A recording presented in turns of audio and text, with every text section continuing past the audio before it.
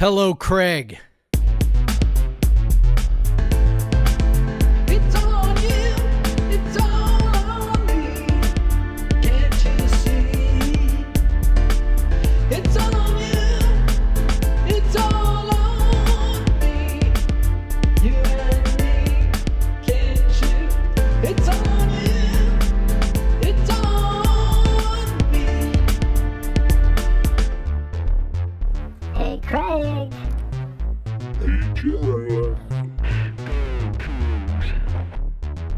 Right or wrong, we don't care. Win or lose, we don't care. We don't care.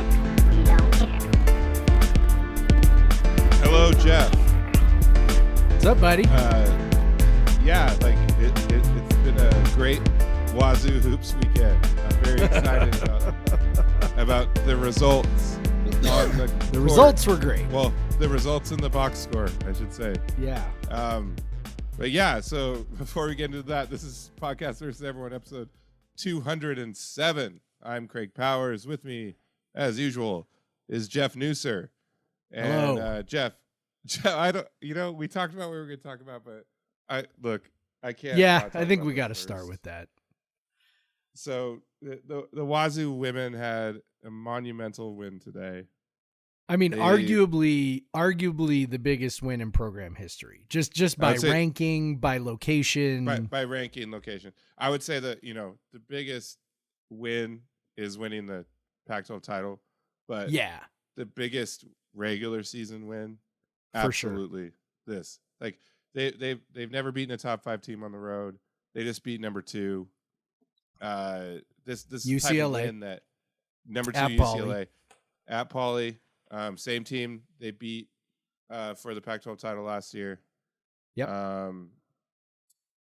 And they dominated the first half. They were dominating into the third quarter. Yep. And they held on to win. And it probably didn't need to be that difficult. But Except. unfortunately, with 7.5 minutes left in the third quarter, the greatest basketball player in Wazoo history, Charlisse Leger-Walker, went down, hurt her knee. I mean, that looked bad. Yeah. Cammie in her presser was not optimistic. As you pointed out, Charlisse was on her phone on the sideline.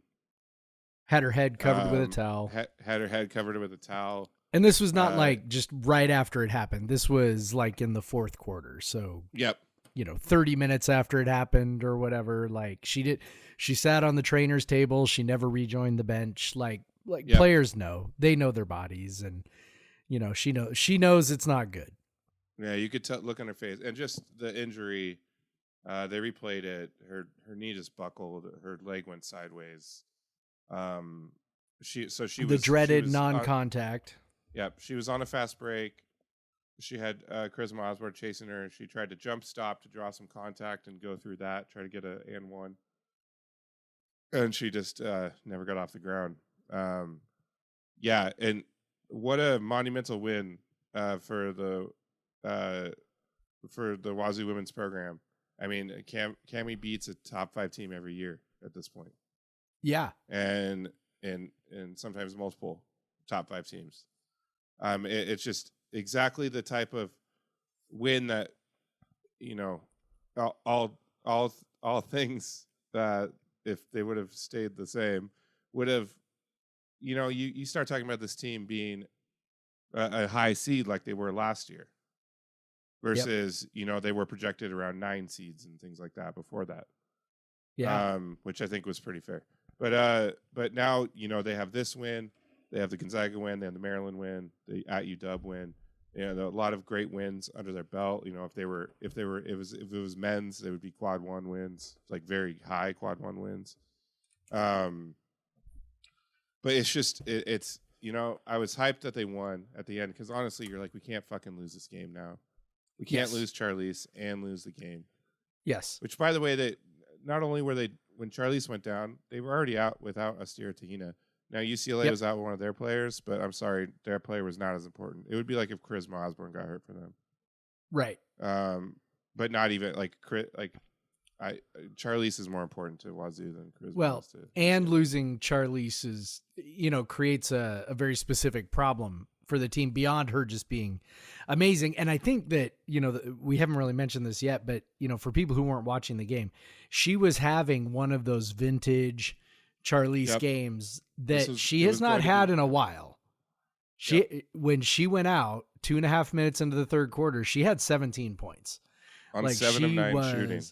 Yeah, she was dialed in. And in fact, the play that she got injured on, she made the steal and then was going out on a fast break, just sort of like outrunning the defense. And like you said, she tried to sort of plant and, the leg extended maybe just a little bit awkwardly and it just, it buckled. And, it's when she went out, while you're also missing AT, like truly there's like one real ball handler left.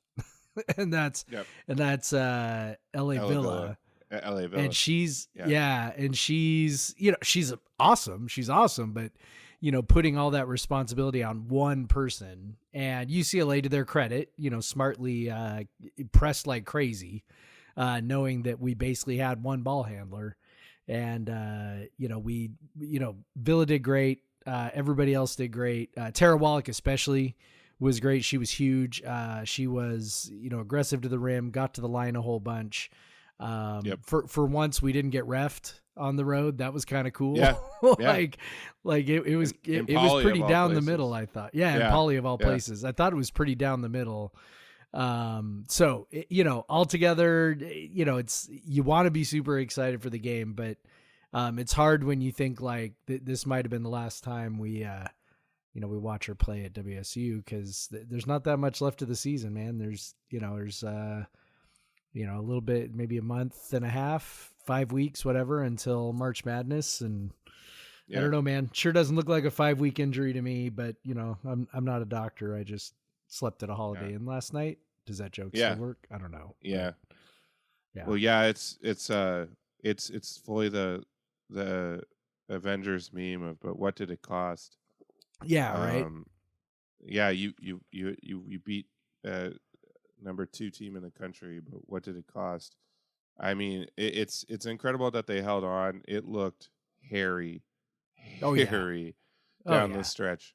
There was the first 5 minutes of the fourth quarter. They were they held it together pretty well right after. Yep. Because I think UCLA they couldn't adjust. They had to adjust too. They were like, what the hell do we do? But that fourth quarter, UCLA came out pressuring and they just could not handle it. There was multiple possessions. They were just having a terrible time, and UCLA cut that lead down from, it was 12 to 4 in like a heartbeat. But as you said, Tara just going to making some aggressive drives, being savvy and drawing contact, getting to the line.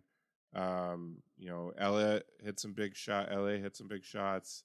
Right when Charlisse got hurt, Genevilla came in, hit 2 free throws, and then hit a 3 right after that. It was just a matter of, can we get enough points? Because, the thing about Charlisse, and we always talk about her offense and her ability to pass the ball, but she's a very good to great defender who can defend a lot of positions, who's a really good rebounder because she's a good jump leaper. She has good ups, and she's very strong.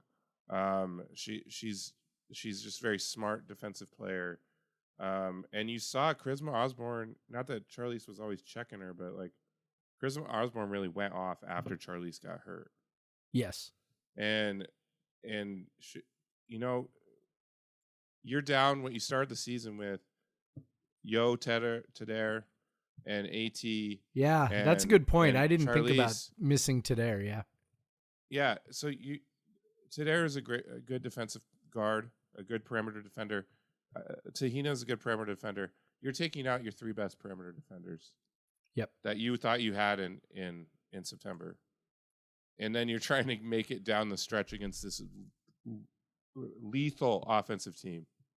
And they just hit bucket after bucket after, and not like it's not like they were just getting to the rim repeatedly. Osborne did get to the rim a number of times, but they just hit like jumper after jumper after jumper. Like it was in the second half, they were 6 of 15 from 3, which is 40%. In the fourth quarter, they were 4 of 9. Among that 4 of 9 is the two sort of desperation threes that they missed on their last possession. So, up until the last possession with, 10 seconds left or whatever, needing a 3 to tie, they were 4 of 7 from 3. They were 7 of 8 from the free throw line. I mean, UCLA did what you kind of have to do to come back from a, 18 or 20 point deficit. Yeah.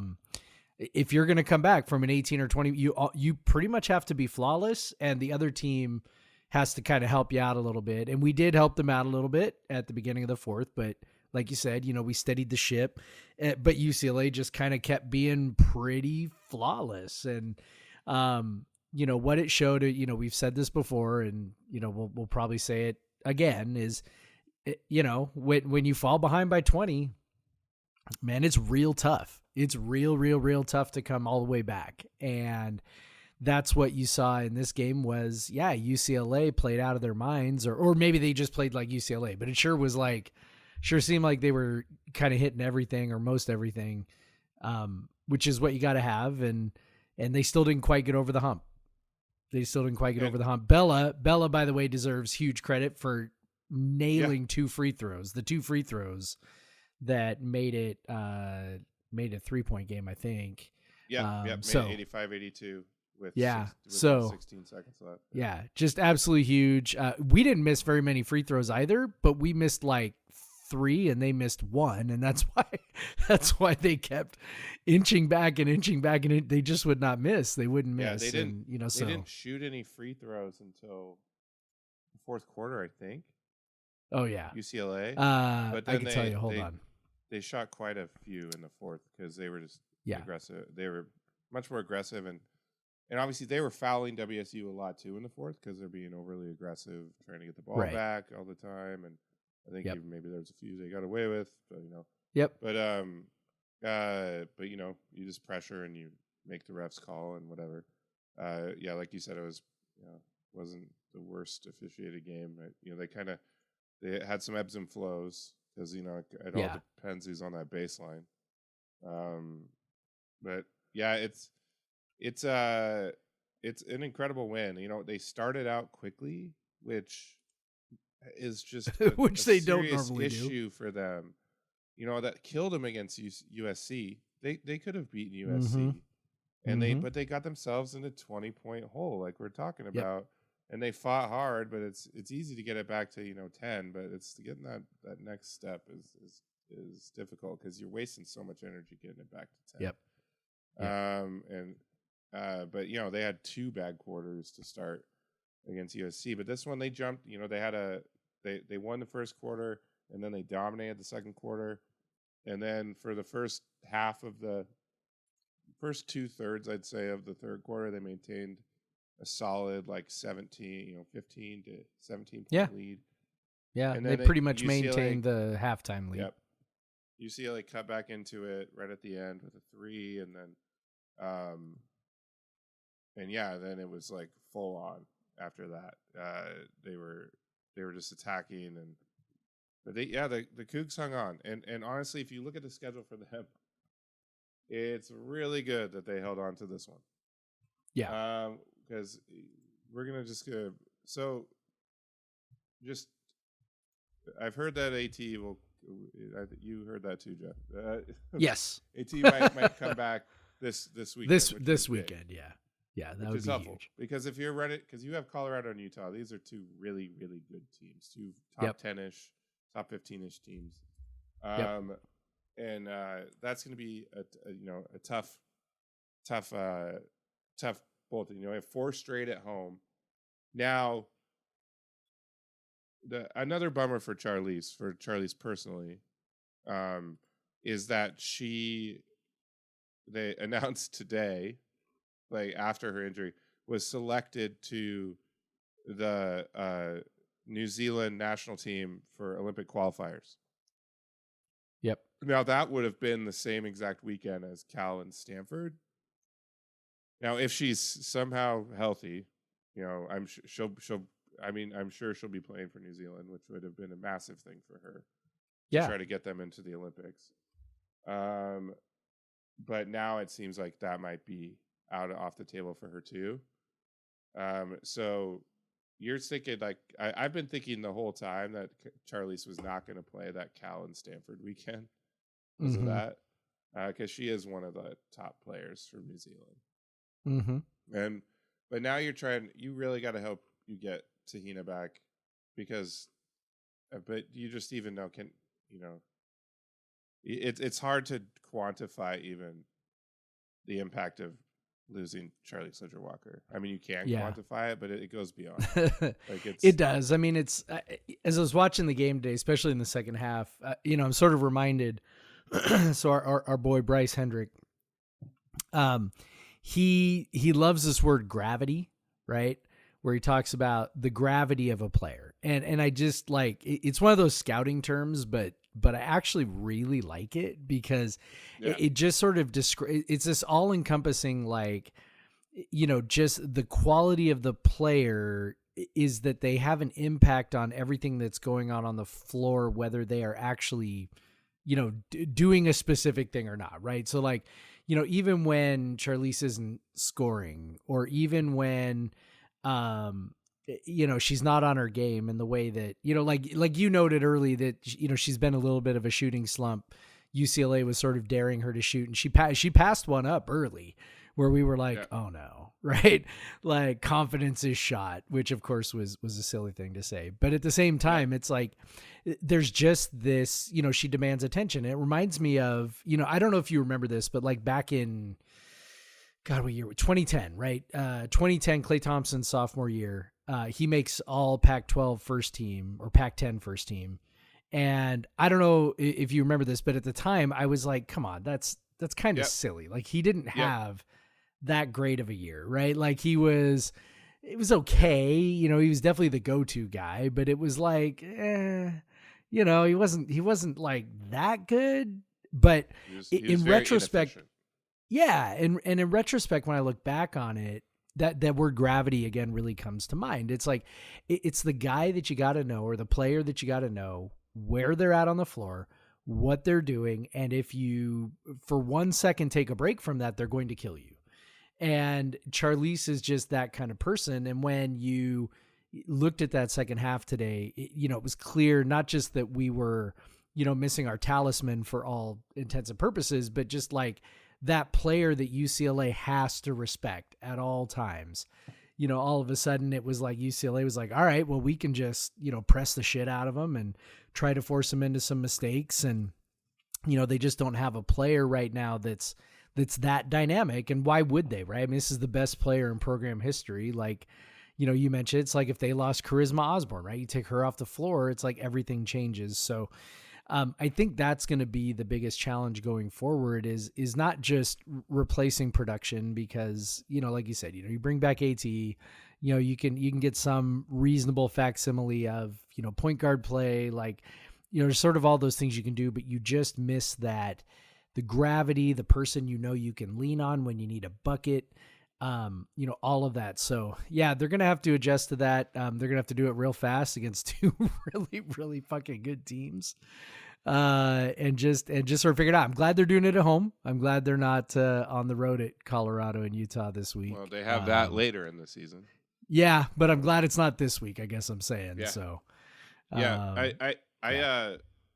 So last year when Charlisse's grandmother passed away and she missed a few games, they actually played some really tough teams, and they played them really tight. But it was just like there was this little bit, like if Charlisse was there, they would have won. Yes, but they're more talented this year. I don't think there's any question about that. Especially on the offensive end. Yeah. With LA Villa and Jenna Villa, the way she's been shooting. Yep. But yeah, it's gonna be, if AT comes back, that's gonna be big, because they just frankly will, like you said, the guard depth is just taking such a hit Yep. if you don't have AT going that weekend, like, Kiera Gardner played almost the whole fourth quarter. Yep. And she played usually, well. She played well. She did. She was definitely, called upon to do things offensively that she doesn't normally do. And she's a very good defender. That's why I think we might see a lot of her, just because of her defense. Yeah. And she's super very athletic. Yeah, she's got ups. She definitely surprised UCLA, I think, on some closeouts with how high she can jump. So there was a couple they missed that I thought they were going to bury. Yeah. But yeah, so she's going to definitely have a bigger role. Jenna's going to have a bigger role. But yeah, you don't have that creator, that defender and rebounder, just that triple double threat at all time, that that 30 to 40 point threat at all times. It's a bummer. And plus, truly, like, Charlisse has just meant so much to like Wazoo. Like the resurrection of this program, or not even a resurrection, like, it's just that assumes it was ever upright to begin with.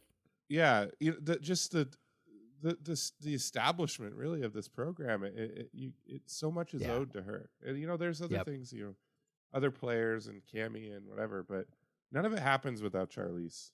None of it happens with, like, where we've had one of the best players in the Pac-12 for 4 straight years.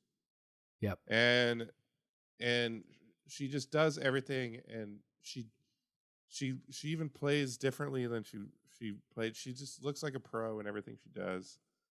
And honestly, like, I appreciate her so much for, like, how much she got me into, not even just WSU basketball, but, like, women's basketball, like, more than I ever have been. And it makes me sad. And I hope, hope against hope, that it just looked way worse than it was. And she's somehow going to get a play. But yeah, right now it doesn't feel good. And no. And so, yeah, we wish the best for her, and hopefully that MRI doesn't show any significant damages, particularly to the ACL. Yep. Yeah. Well, even though that was definitely a bummer, and the win feels, somewhat pyrrhic in its nature, it was another win on top of another win that happened yesterday, with the men going out and fighting tooth and nail with Colorado for 40 minutes, and then eventually pulling away at the end to sweep the Mountain Schools at home and pick up 2 absolutely massive victories in terms of their NCAA tournament resume. And Craig, I got to ask you, I mean, is the season still over, or are we still playing?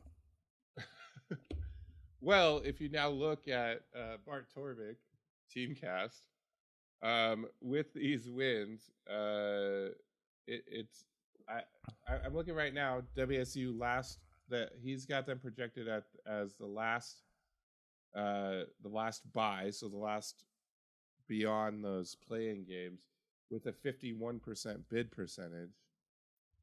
So I guess the season's not over. I mean, 50-50 to make the tournament. Seems like the season's not actually over.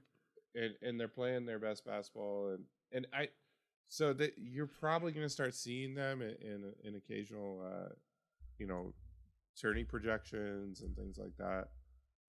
Keep an eye on Bracket Matrix. That's the easiest way to.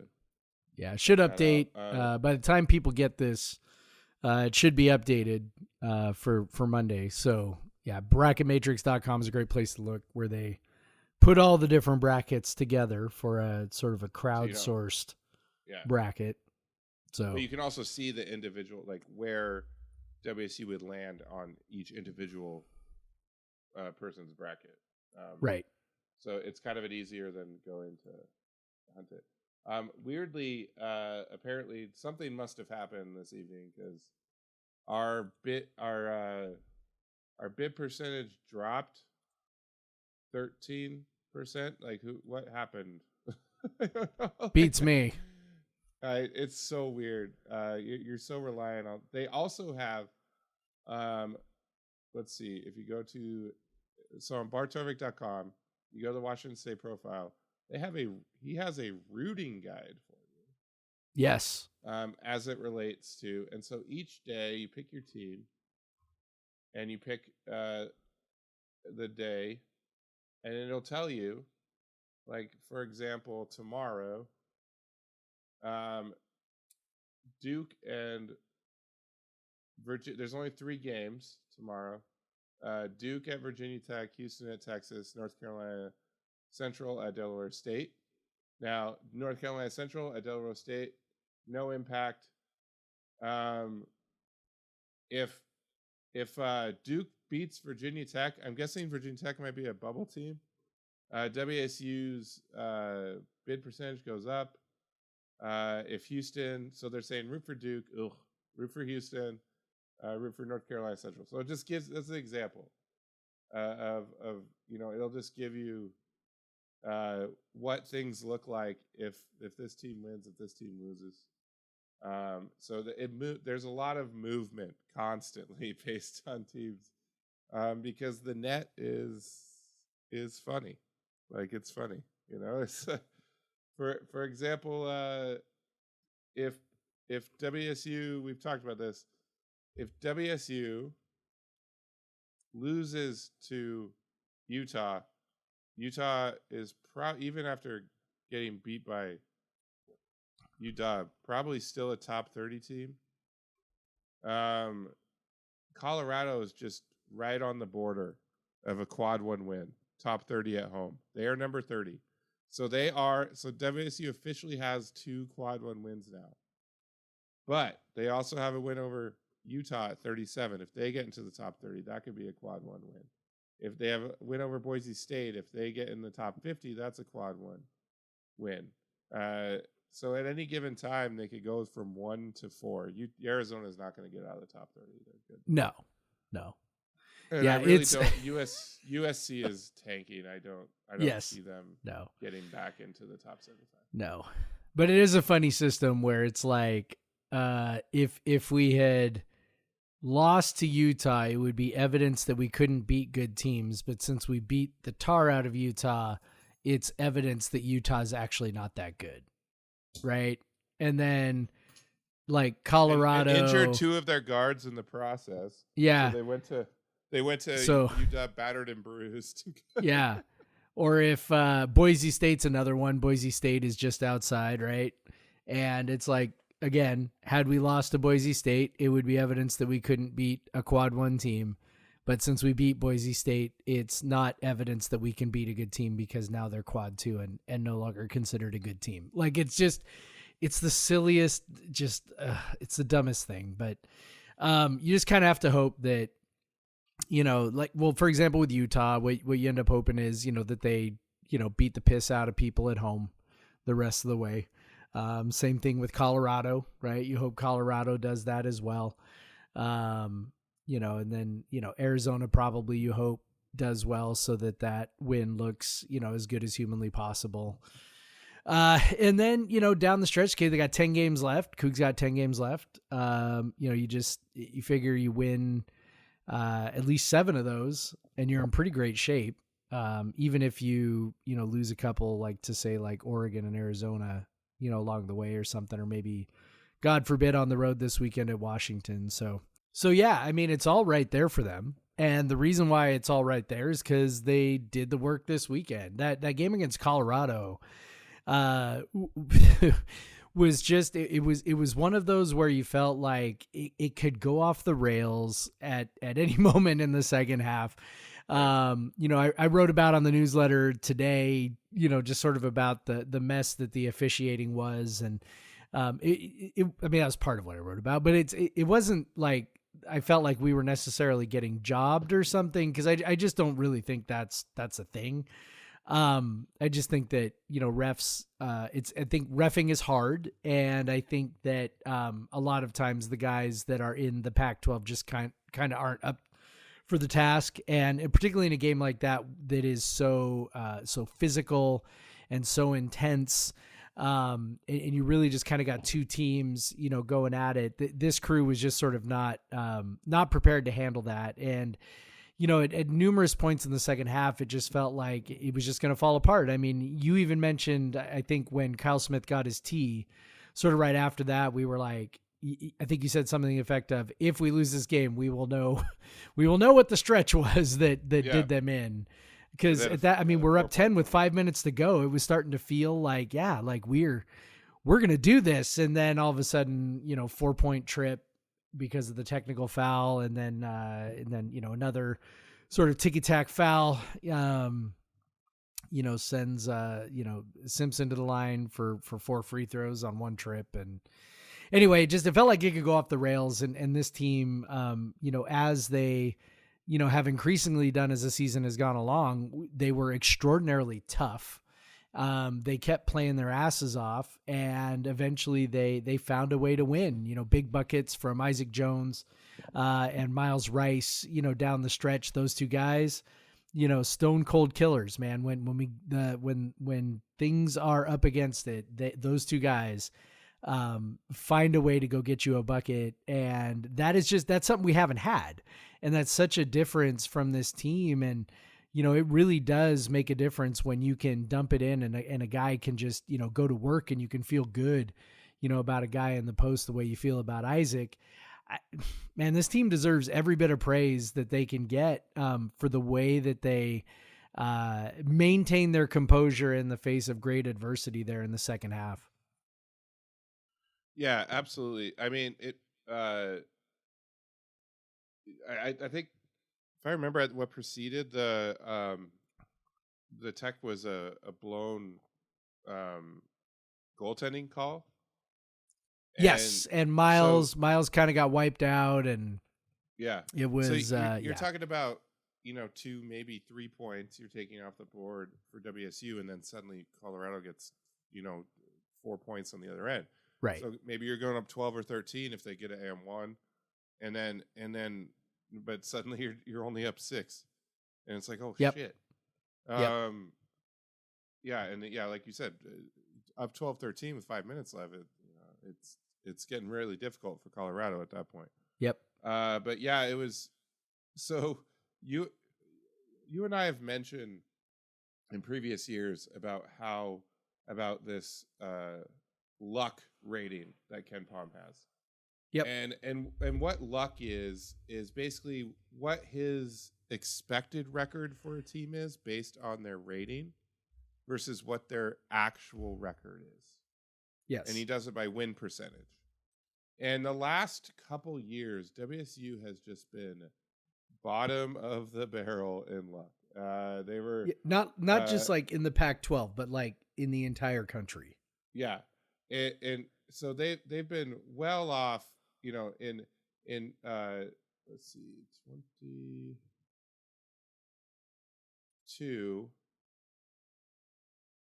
They were 338th in luck.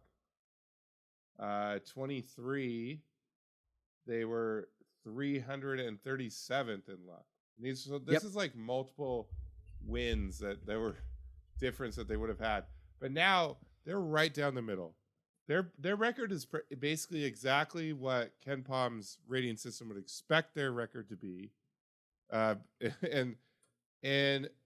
it's you got to think it's a little bit because they have these guys that they can give the ball to and stem the tide when things are getting rough. Because Colorado got it to 3 multiple times. And if you don't score on that possession, they have a chance to tie the game coming back the other end. But Isaac scores a big bucket. Then Miles scores that, man, late down in the shot clock. He got a big on him, and he knew it, and he exploited it. George Gervin to finger roll in the lane. That was with about a minute left. And then, weirdly, like, it was with about a little over 30 seconds left. You would they were up 5, and you would be sure that Colorado would be trying to foul. Yeah. And and Miles just runs by them for an easy basket, which you'll take every time in that situation because the alternative is they foul you and you have to make the Yes. free throws. You'll take the points Yeah. every time. And then also weirdly, like less than 20 seconds left. Again, you think that Colorado is gonna foul. They're down 4, but Isaac gets the ball on a baseline inbounds, just takes his guy to the rack and one foul, pushes it up to 7, and at that point it's over. But yeah, they just we joke in past years how even in the big wins, WSU would have like the highlight package from WSU would like kind of end like 6 minutes left because like WSU hit no baskets at the end of the game. They were just hanging on, like making free throws and whatever. So there was no like highlights to show. But now it's like all this year in the big wins, you got Miles and Isaac like hitting huge buckets in the last 2 minutes that are sealing the victory and stemming the tide. You know, like when you have players like KJ Simpson and Caleb Love that are like throwing up ridiculous shots and making them, you know, that just happens, and you got to be able to score on the other end. You can't just waste time out. And they kept scoring. They just kept scoring and scoring, and they eventually win by 9. You know, and you know that's good for the net and good for the Ken Palm and all that stuff. But yeah, the thing that really struck me this weekend, and obviously on Wednesday they obliterated Utah, and they just both games, and especially Colorado, especially after they beat Utah, they come in the Colorado game. They were very aware of the importance of that Colorado game. Yep. You could just sense and see the focus that they had and the desire that they had to win. I mean, this is why Kyle's losing his mind on the sideline. This is why Miles is coming at the ref for not calling, you know, when there's obvious contact on his drives, and because they wanted this so bad because they knew, you know, you got to think, you know, obviously the staff must have put it like, look, if we get these two this weekend, we are right there for an at-large berth in the NCAA tournament. If we don't, we have so much more work to do. But we have these 2 at home that are prime opportunities. Yep. And you get those. Those are both a little bit under 50% probability wise. WSU wasn't favored to win either of them, I don't think. But you take what would maybe an expected value of a little less than 1 win and you put 2 on there. Yep. And suddenly the rest of your season, you don't have to be as perfect. Now, if you go out and you beat UW on Saturday, that's potentially another quad 1 win. But regardless, it's a good road win. You're getting another bump to your resume, and you're just that's one less kind of like big win that you need down the stretch. And so it's just about, we talk about the bubble's a moving target, and all you can do is win the games that you have. And you can't and every win is huge because it just creates this perception of you as a tournament team. And I do think the big wins tend to have more impact than the losses. Now, if WSU could, so I think that Arizona win is going to carry a lot of weight for them, like much more weight than the Cal loss would have, or the Santa Clara loss would have. But Cal's it's just like a quad 2 loss now, which aren't like that terrible. So it was such a huge weekend. I mean, in men's basketball, they've had, you know, a couple years ago when Arizona came into town, we were talking, they were pretty, you know, WSU was pretty high rated in net and in KenPom. We're like, if they can just beat Arizona, they could potentially become like an NCAA tournament bubble team, and they didn't. And you'd have to go back to like Clay's last year to find another weekend where there were games that big that meant that much to the NCAA tournament. Yeah. And these do, and now they set it up to like this UW game is big, and you know, the trip to Oregon is big, and you know, Oregon State's looking maybe a little tougher than they were a little bit, and you know that so any wins that you can keep adding, but they're right there, you know, that they're right there, and they're playing really well, and as we've seen, Kyle's teams tend to finish well, and they have a lot of home games down the stretch. They end with 3 home games. UCLA looking a lot tougher than they might have been about a couple weeks ago. But you got them at home. And it's kind of, you know, it's funny. UCLA is going to be like what WSU has been, in that like beating them is not a big resume boost, but they're playing so well at the end of the season that they're like pesky and like they might beat you. But yeah, you got USC and UCLA and UW at home to end the season. And then before that, I think you go to Arizona, you have the Oregon's trip. And then you have Cal and Stanford at home as well. Yeah. So you could easily see a path to 12 wins in league play. Yeah. Well, that's what Ken Palm predicts. And if they get to 13, that's probably a tournament team. That's probably a tournament bid if they get to 13 wins in conference. I mean, 12 wins is going 6-4 the rest of the way. And when you look at the schedule, you just like it's hard to see like something worse than 6-4. Like when you look at it, you're thinking, okay, so if I'm thinking, you know, being pessimistic, right? Well, and like, here's the other thing. Ken Palm predicts, you know, 6-4 the rest of the way for 12-8 overall in conference, 21-10 final record for the season. But in terms of just the game probabilities, the only 3 they're predicted to lose are at Washington, at Oregon, and at Arizona. And Washington and Oregon are both sort of coin flip games as well. So like, if you just like, and that's where I'm kind of saying like, you know, when you think, I know the probabilities add up to 6 wins, right? But when you look at, you know, just sort of like think about it from a binary perspective, and you're like, okay, well, where might they get more than 4 losses? And you're like, okay, so maybe they lose to Washington, maybe they lose to Oregon, maybe they lose to Arizona. And then you're like, okay, so maybe they have one other game where they stub their toe. I don't know, maybe UCLA at home or something.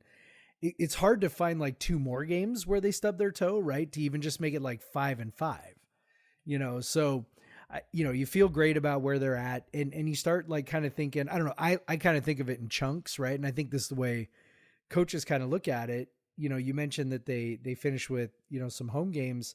You know, next 3 games are all on the road, at Washington on Saturday, which by the way, I think is great, that they don't have a midweek game this week to go on the road to, you know, Utah and Colorado, both very emotional.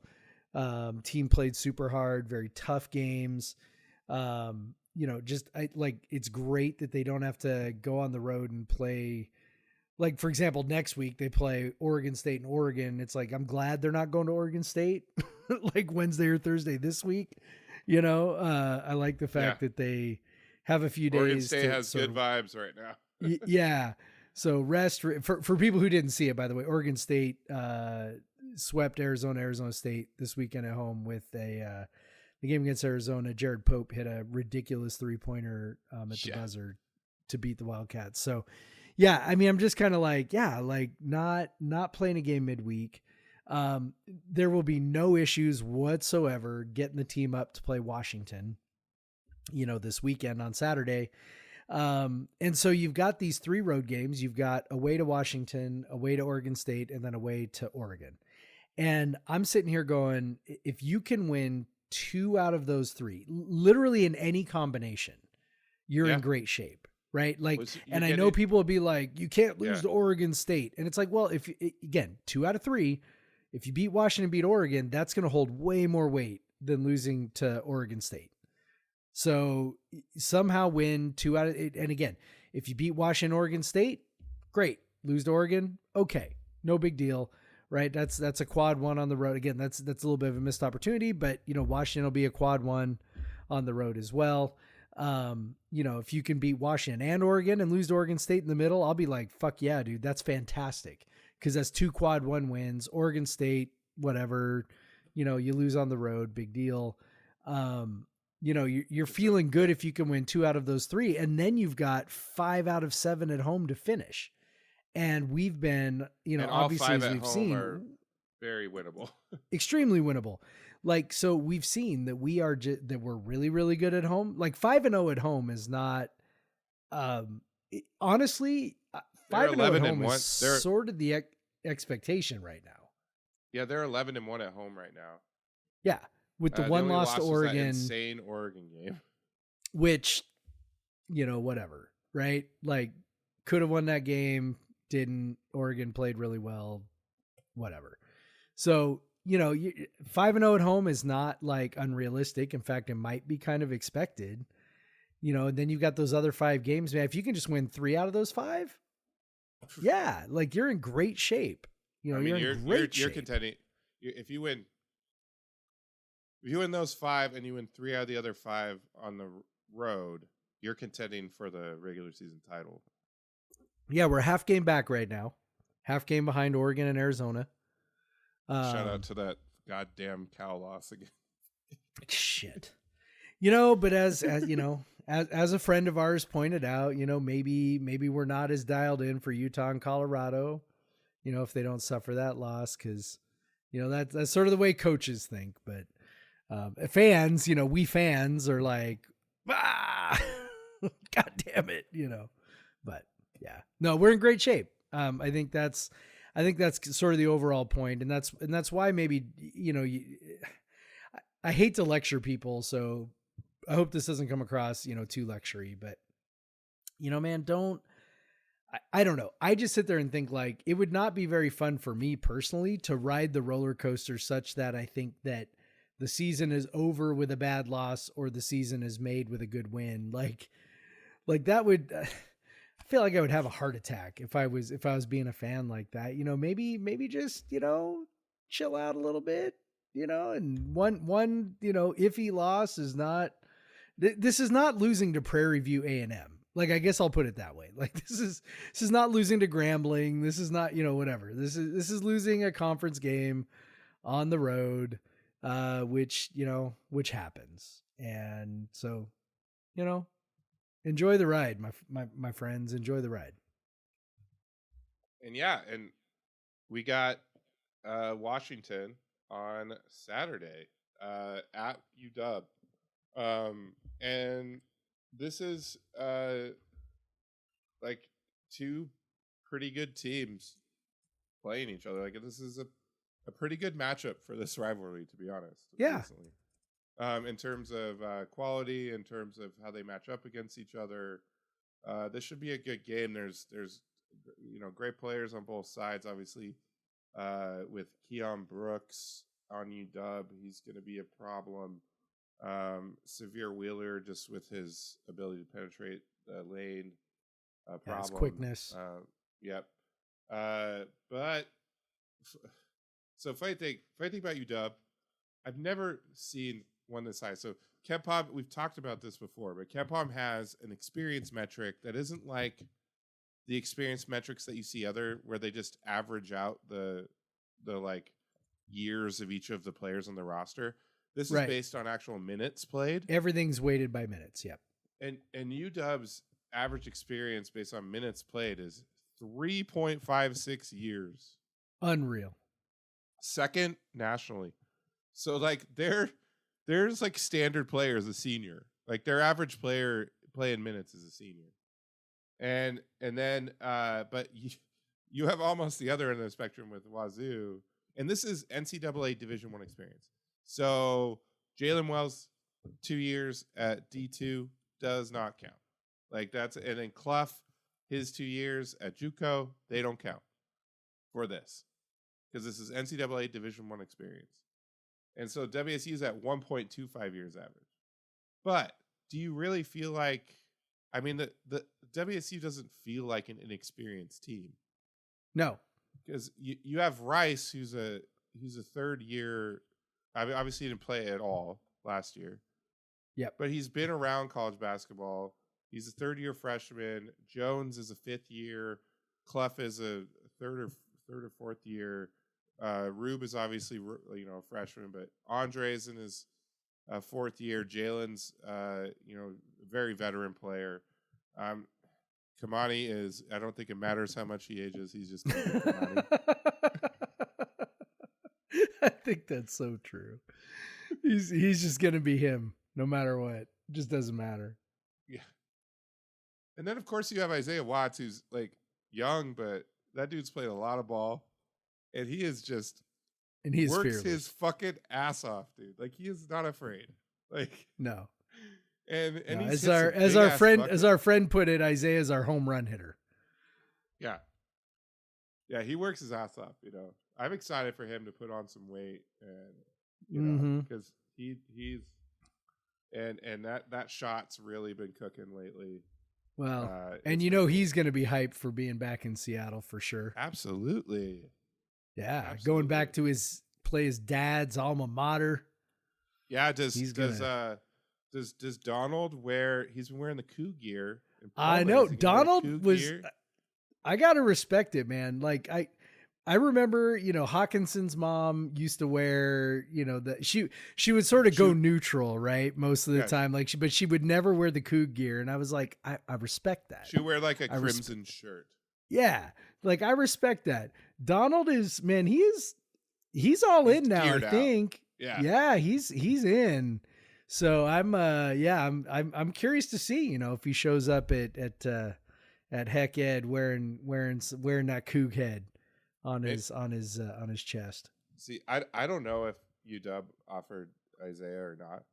Oh, I don't think so. If they didn't, I mean, if your kid, your alma mater is a D1 player and he does not, you don't offer them, and then the rival offers them, you probably be like, well, fuck off, alma mater.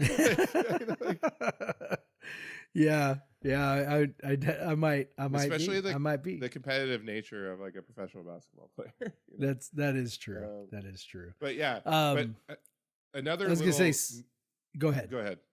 So another little nerdy stat I wanted to get into in this little personnel section of KenPom is the average height, and I think this is where WSU again they've been really good at taking advantage of their tallness lately. Yep. And WSU is second nationally in average height. This is again weighted by minutes. They're first in average height for small forward and shooting guard, because there's just 6'8" guys in both those positions. Yep. Like take your pick. Is it Yaki or Wells on any given possession? And then or it's 6'7" Kamani or So and UW is 134th, and if you just look at the key play, like the key rotation players of each team, UW rolls with 6'8". They have some off the bench guys, big guys, Breidenbach and Braxton Maya, but they're definitely bench players. Their core top 5 guys. They're rolling with and obviously I think Breidenbach's get a start, but he plays 40% of the minutes. He's only started 6 times actually, so we'll see. Is Kepnong still hurt? Is he? I'm looking really quick. I can't even talk while I'm typing. I'm trying to see if he hasn't played. I'm trying to see what his status is.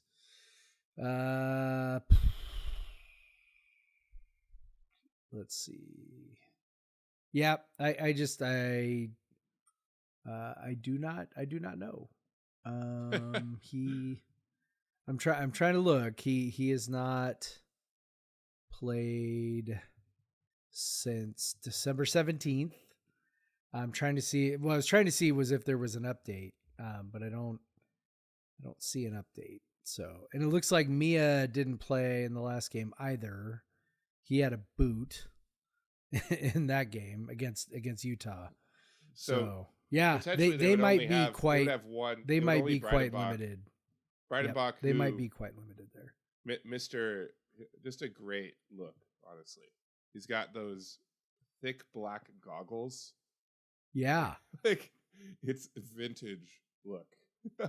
Yep. Can't But hate yeah, that. he's he's not terrible, but if it's only him, that's a lot.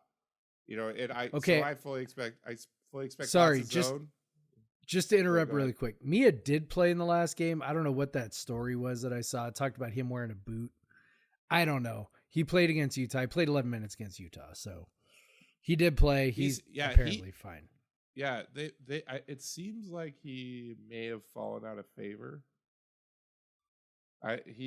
His minutes are so sparse, like inconsistent.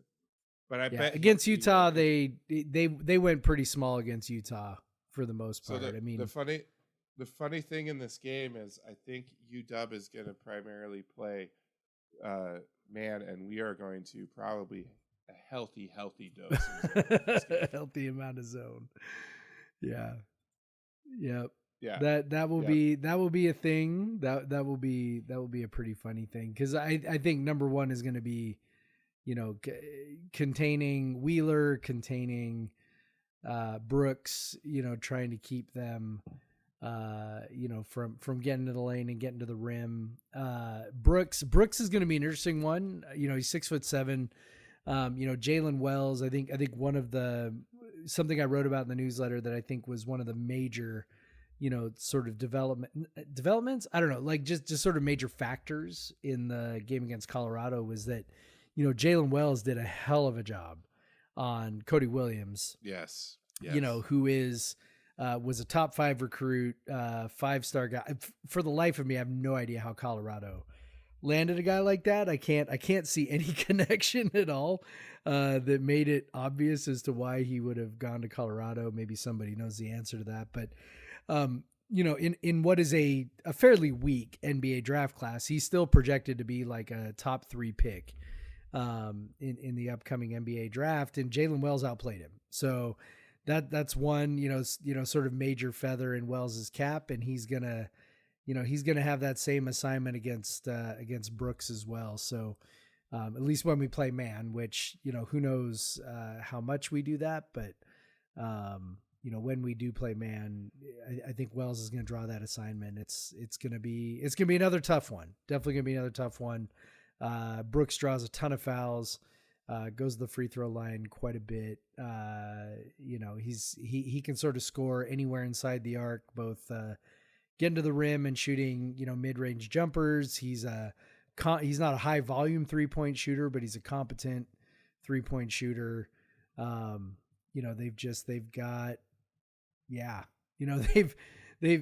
got a couple of weapons there.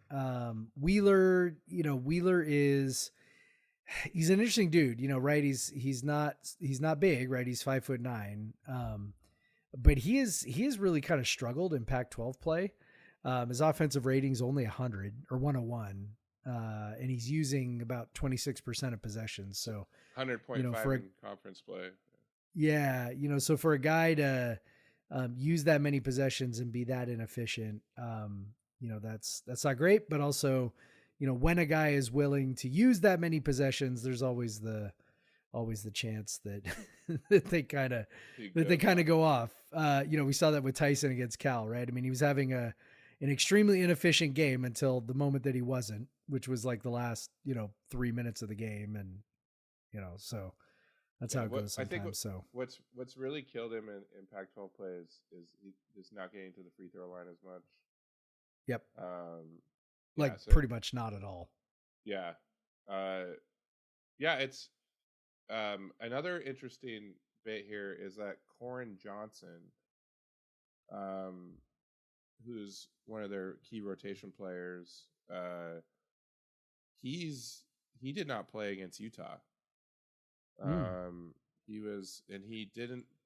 He logged 0 minutes. It doesn't say did not play, but he logged 0 minutes against Stanford, played against Colorado 24 minutes, and then did not play against Utah.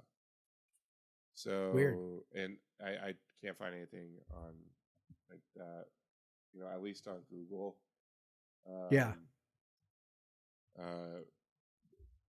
On his injury. Sometimes Twitter is a better. Okay, he got hurt in the Colorado game. Okay. So I just saw someone say Buffs up 14 as Corin Johnson leaves due to injury during the game. Yep. And that's the only mention I see about that. So yeah, it'll be interesting to see if he plays. That's another another depth piece, or probably a starter, or at least a key rotation player that they wouldn't have. He's a 6'2" guard. I think really a defensive stopper would be his big. Yep. Big thing. Yeah. For our fans wondering who the guy is who might just randomly go off and just break our hearts, Moses Wood is the guy to watch out for on that one. I think he's a 6'8", small forward wing, right? Really good 3-point shooter. He is the one who hit the game-winning 3 from the corner against Cal. In the last, let's see, against Utah, he was 4 of 8 from 3. Against Colorado, he was 3 of 4. Against Stanford, he was 2 of 3. like he definitely can shoot, and his journey to Washington is insane. So in 2019, he started at Tulane. Okay. Began at Tulane. The next year, I don't know what happened to him in 2020. He did not play in the year 2020. And then he resurfaced in the year 2021 at UNLV, where he played quite a bit for a pretty bad UNLV team. And then he transferred to Portland, University of Portland, in 2022, and was pretty good for them. Really good 3-point shooter there. Shot 43% on 148 threes. Really good year the next year for Portland. Not a high volume shooter, but sort of like a major contributor type status. Again, shot great from 3, and then transferred to Washington. So in 5 years, he's played for Tulane, and then sat out a year, and then played for UNLV, and then played for Portland for 2 years, and now he's at Washington. Dear God, he is. Craig, do you want to guess how old Moses Wood is? Oh, because Ken Pom lists birthdays. Yeah, I was just about to say. I was looking at that too. Yeah. Moses Wood he's almost 24 fucking years old. He's almost 25 years old. He turns 25 in May. He turns 25 in May. The fuck, man. So, dude was born in 99 and he's still playing basketball. He was literally born within a week of when I graduated from college, actually, is what that is. So. Weird that Ken Pom does not have Braxton Mia's birthday. Apparently that's a mystery. That's very strange. So, So Moses Wood, watch out for him. Really good shooter, high volume shooter, makes a lot of them. So he, it'll be interesting to see if we, how much we zone just sort of based off of that. They do have some good shooters. I mean, even Breidenbach, who, I guess he's shooting like crap in Pac-12 play, but overall in the season, he's 39%. Again, only 23 attempts, but certainly he can hit. Yeah, he can hit one. So anyway, it's just, I don't know. It's going to be an interesting chess match. The one thing I do know is that if it's a chess match, my money's on Kyle Smith. We've played 8 games against Washington since Kyle became our coach. Cougs are 6-2 since Kyle Smith became the coach. So I feel great, even if it's in Seattle. I feel very good about beating the Huskies. I don't know. You gonna go? Yeah, I'm gonna go. Attaboy. I'll be in Leavenworth celebrating my wife's birthday. So wait, that came out way. That didn't sound good. I will be in Leavenworth celebrating my wife's birthday which I'm very excited about because Leavenworth kicks ass, and I'll be drinking wine and beer and whatever else, and I'll try and keep an eye on the Cougs. But that is why I will not be. That's why I will not be at the game with you. Yeah, I'm thinking my sister will go with me, and hopefully we get some good seats, and then it should be hopefully I love winning there, so I would love if they delivered another win just like the women did earlier. Yes, always a good time. That was fun. So let's do it again. Yeah.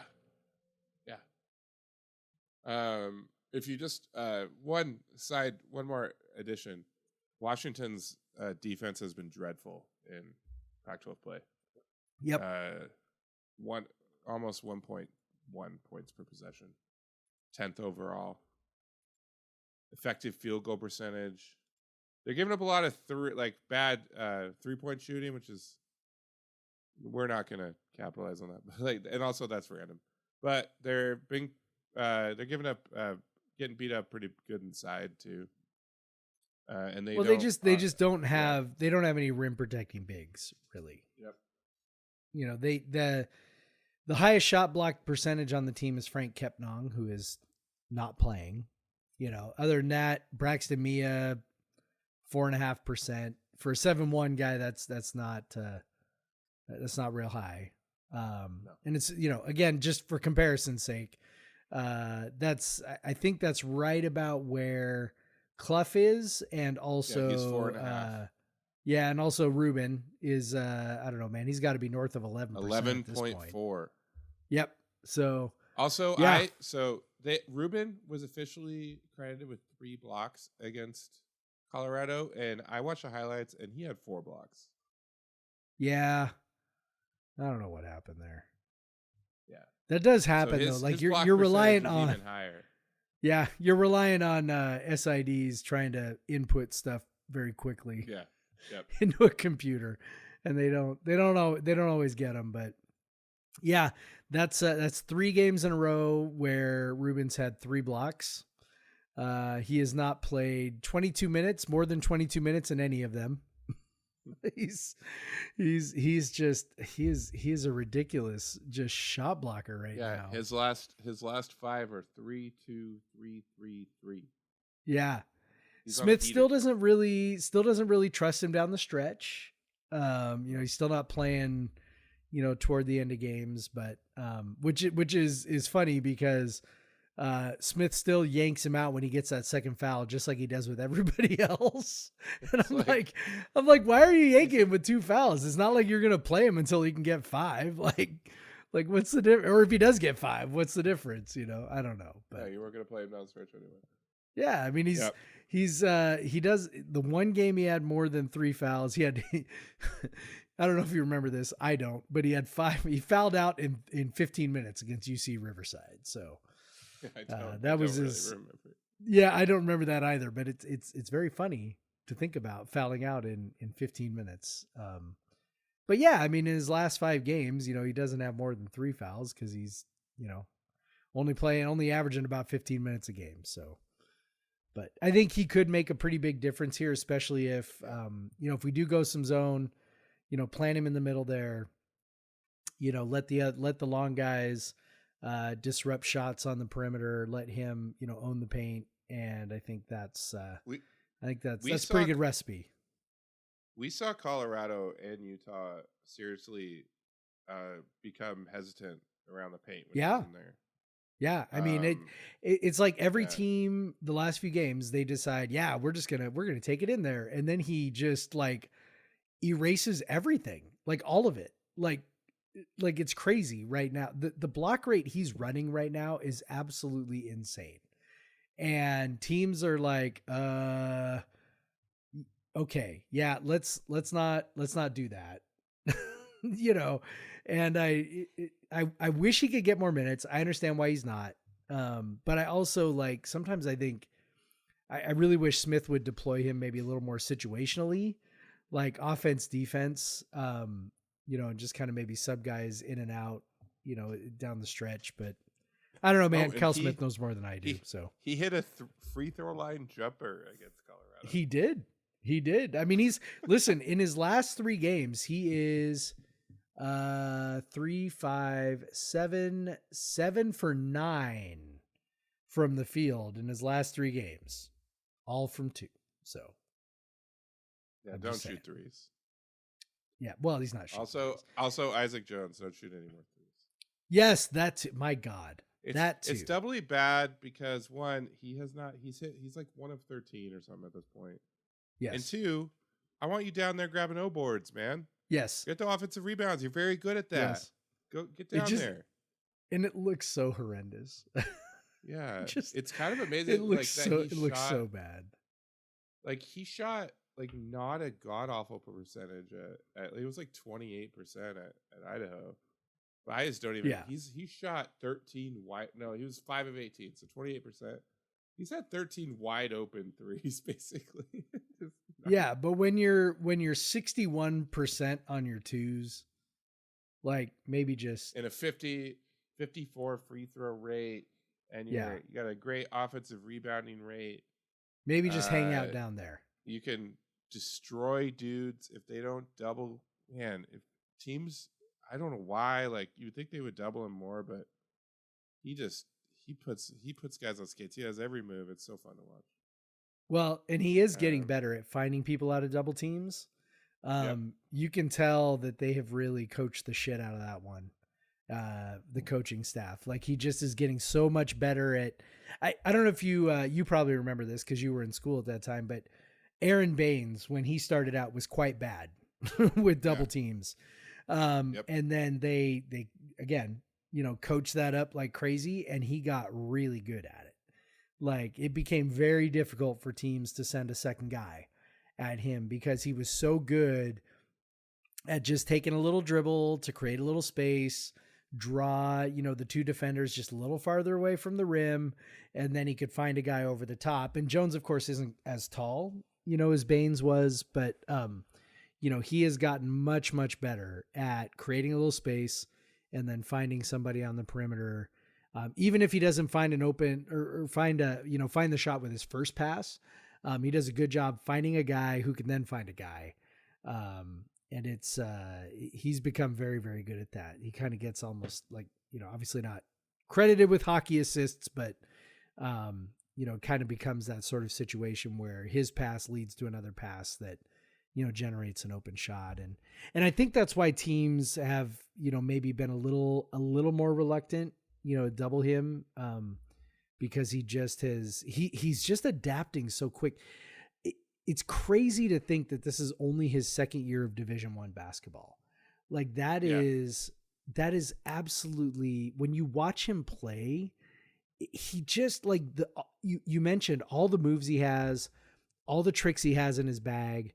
Like that is not what you normally see from someone who has only played, 2 years of Division I basketball.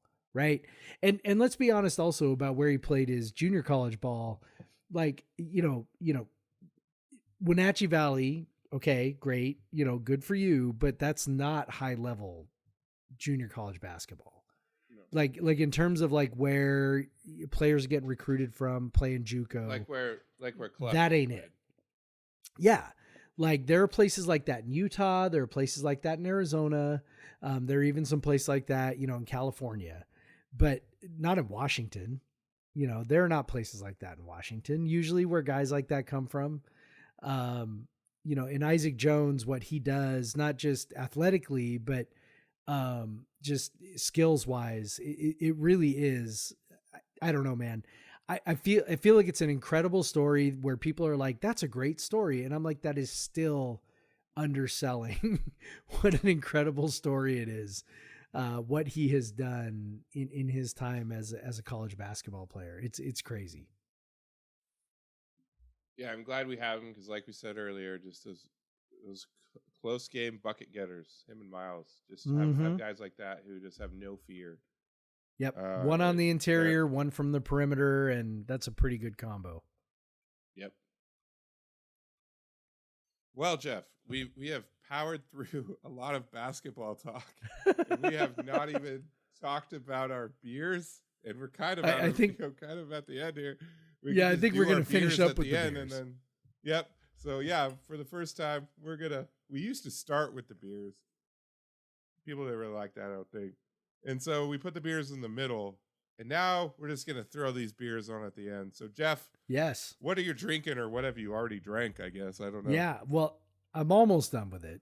I am having the AleSmith Speedway Stout. Now, of course, AleSmith is well known for these Speedway Stouts, but this is the salted caramel brownie edition, which is imperial stout brewed with coffee, cacao nibs. Sorry, not cocoa nibs, cacao nibs, cocoa powder, Madagascar vanilla beans, right? Not just any vanilla beans, but Madagascar vanilla beans, and fleur de sel sea salt. Not getting a lot of salt here, but definitely getting some caramel, definitely getting the coffee. But the caramel's not, that's what I was kind of worried about on it, because I'm not super into things that are too sweet.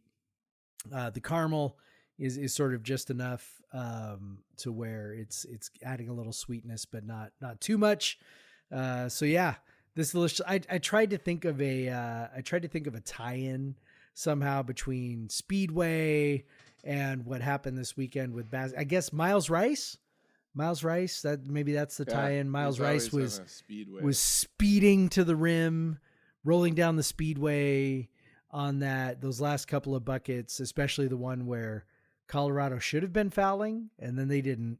Maybe I'll just call it a tribute to Miles Rice and his speedy ways. Let's go with that. Yes. Very good. So I went to the cellar again to get one of my small bottled sour beers, and Yes. I pulled out, since one of my favorite breweries, since it was WC got a lot of big wins this weekend. So this is they actually sent Hill Farmstead out of Vermont. They actually sent some beer to the Northwest recently, and this is one of the ones that made it. This is called Plum 2021 Harvest. Can you guess what it's brewed with? Plums. Yes, good job, Jeff. Okay. It's a Farmstead ale. I thought this was a trick question. I was like, so I'm gonna sound real dumb if I guess the wrong thing here. So Hill Farmstead has trademarked the term farmstead ale. Instead of farmhouse ale, they say farmstead ale, and they've trademarked it. It's got a big old R next to it, the little R in the circle next to it. Aged in oak barrels with plums. So this is so aged with plums. I think it aged for a while, and then it bottle conditioned for a while. They got the plums from Elmore Roots Nursery in Elmore, Vermont. Definitely one of my favorite breweries of all time. So I've been drinking this, and I can't help but compare it to Floodland, because one, the brewers are very similar in their like personalities and their obsessions and stuff. But also they, I think that the brewer at Floodland definitely has drawn inspiration from Hill Farmstead. But I gotta tell you, like, this is a very good beer, but it is so acidic. Like it is killing my esophagus right now. I'll bet. What I love about Floodland beers is they're so very balanced in the acidity, and they don't kill you. And I don't remember Hill Farmstead sours being this acidic. I'm having a little bit of a hard time with my heartburn here getting through the 375 milliliter bottle, which is about a little over 12 ounces. It's tasty, but every sip hurts, and like it just hurts. But it's good. But I'm very glad for because I have a lot of plum beer. Like there's a lot of plum Floodland beers, and I would say I like the Floodland plum ones better. This is still, we're talking about like high tiers of very good wild ales and beers, sour beers. But this one is just like, yeah, I've been kind of today in particular susceptible to acidic things. And so throwing this on top of it at the end maybe wasn't super fair to Hill Farmstead, but man, it is roasting my esophagus. Very tasty. Very, very tasty, but it is roasting me right now. So I'll try my best to get through the last like couple ounces I have here, but it kind of hurts. But yeah, that's why I feel that's why that. I stay away from sours for the most part because of that at this point. Yep. I've dialed back my sour consumption considerably, but I have so many in my cellar that I just have to drink them at some point. Maybe, I'm trying to lose weight, and usually I'm better at handling them when I get down a few pounds. So hopefully I'm running a lot. I'll get down some pounds, and then I'm much less. My acid reflux is usually much better when I'm a little lighter. So I'm hoping that happens because I have a lot of sour beers to drink in the cellar. But yeah, so that's our beers. Big weekend for WSU hoops, both men's and women's. Obviously hampered by some news that we were probably kind of expecting to come out on Charlisse's injury. Hopefully it just looked worse than it was. But anyways, Jeff, trying to push past that. Before we get to that, be sure to subscribe to us on Is it Podcast versus Everyone? Podcastvseveryone.com. Subscribe to the newsletter there. Jeff has been writing after every men's basketball game. Like basically a day after type recap type thing. Yeah, man. I'm having they're fun. Very good. Yep. That's what got us got Jeff into the how he went from WSU Hoops Blog, is that what it's called, to Cougs Center. Yeah. So back to your roots here. Never get tired of writing about basketball, man. Yep. It's fun. But yeah, so do that, subscribe to that. And I don't say this enough, but thank you to Randy England for our music. Really appreciate that. It's fun. I enjoy it.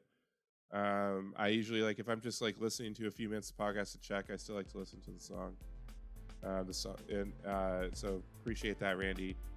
You can find him at Randy England Music on Instagram. He's got an interesting Instagram. It's fun to follow. But yeah, Jeff, with all that, and playing UW this week, it's a go fucking Cougs. Go fucking Cougs, Craig. Black Lives Matter. Black Lives Matter. And get vaccinated. Yeah, look at Travis Kelce in the Super Bowl. Yeah, he always gets the jab, and he's in the Super Bowl. And he's dating Taylor Swift, man. That's what happens. He's dating a billionaire. He's dating a billionaire. Yes. He's also pretty. That's what happens when you get vaccinated. Join a union or support one. Yeah, Travis Kelce also in a union.